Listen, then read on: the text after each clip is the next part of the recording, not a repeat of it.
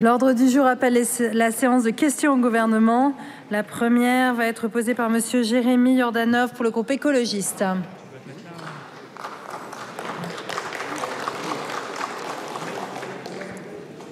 Merci Madame la Présidente. Ma question s'adresse à la ministre de la Transition énergétique. 2023 est l'année la plus chaude jamais enregistrée. Le taux de CO2 dans l'atmosphère est le plus élevé depuis 14 millions d'années. Sécheresse, incendies, inondations, c'est la France aujourd'hui. Et ça n'est qu'un début. Les engagements pris à ce jour par les États, y compris le nôtre, ne traduisent pas l'accord de Paris, loin s'en faut. Les 1,5 degrés de réchauffement seront atteints dès 2030. En dépit des COP, les trajectoires n'est pas la bonne. Et que l'on voit le verre à moitié plein ou à moitié vide, la COP28 n'aura pas réglé le problème. L'accord mentionne certes les énergies fossiles, mais pour lui accoler une terminologie floue, transitioning away, pas d'objectif précis et daté, rien de contraignant, ni sur l'arrêt de la consommation, ni sur l'arrêt de la production. Madame la ministre, il faut une rupture, ne pas se satisfaire des déclarations et attendre sans courage l'unanimité qui n'arrivera pas.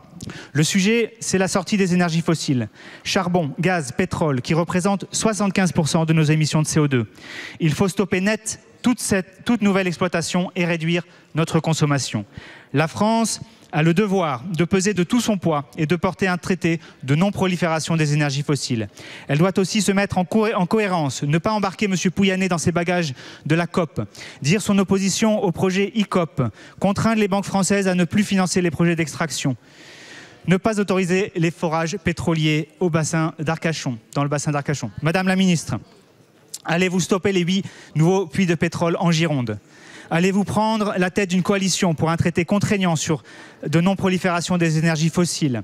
Allez-vous mettre en place une vraie politique de la sobriété pour nous désintoxiquer enfin des fossiles? Il est temps de sortir du volontarisme de façade et de passer enfin à l'action. Je vous remercie. Merci beaucoup. Monsieur le député, la parole est à Monsieur Christophe Béchu, ministre de la Transition écologique et de la cohésion des territoires.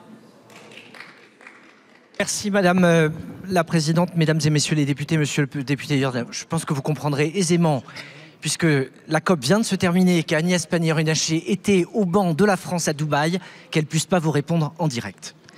Je voudrais d'abord, dans la continuité de votre intervention, me réjouir de cet accord.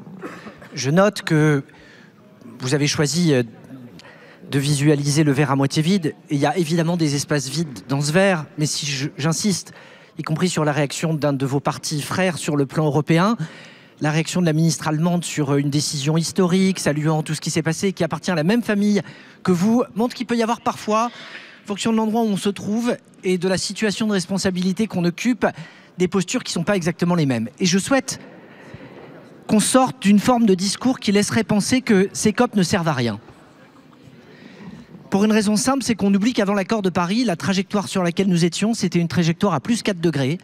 Et même si tout va trop lentement, même si les progrès ne sont pas suffisants, cette COP, cet accord de Paris a donné des résultats et l'accord de ce matin donnera des résultats. Pour autant, il s'agit de s'assurer que les décisions prises sont suivies des faits et qu'il y a effectivement à la fois les mécanismes de financement qui permettent d'accélérer cette sortie des énergies fossiles et en parallèle des alternatives.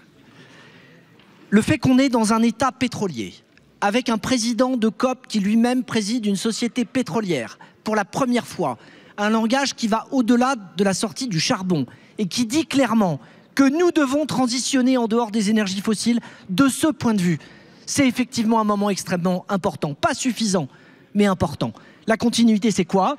C'est les moyens, et de ce point de vue-là, le triplement des énergies renouvelables, la mention du nucléaire dans l'accord et le nombre de pays qui se joignent pour développer cette technologie bas carbonée sont effectivement des sujets sur lesquels nous pouvons nous réjouir et sur lesquels nous devons encore accélérer. Je vous remercie, Monsieur le ministre. Vous avez quelques secondes, oui, tout à fait. Merci, Monsieur le ministre. La question n'est pas tellement celui de la COP. La question est comment la France la met en œuvre et les annonces dilatoires, que ce soit sur la capture du CO2 ou le nucléaire, ne vous permettent de vous débarrasser de vos responsabilités. Ça n'est pas à la hauteur. Merci. Je vous remercie. Beaucoup. La parole est à Madame